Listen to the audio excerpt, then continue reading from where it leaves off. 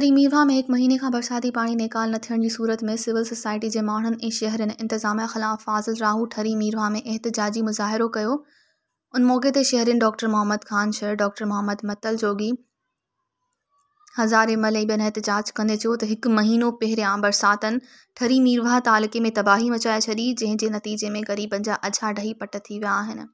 होॾां वरी बरसाती पाणी गंदगी इख़्तियार करे वियो, जॾहिं त पाणी निकाल न थियण जी सूरत में मुख़्तलिफ़ वबाई बीमारियुनि मुंहुं कढिया।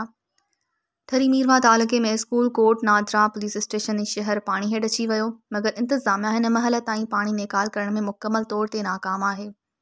असां आला हकाम chairman peoples party Bilawal Bhutto ऐं वज़ीर आला सिंध खे पुरज़ोर अपील था करियूं त तालुक़े ठरी मीरवा मां पाणी निकाल करायो वञे। मज़ीद ख़बरनि ऐं तफ़सीलात लाइ विज़िट कयो असांजी वेबसाइट www.awamiNewsHD.com ऐं ॾिसंदा रहो अवामी न्यूज़ HD।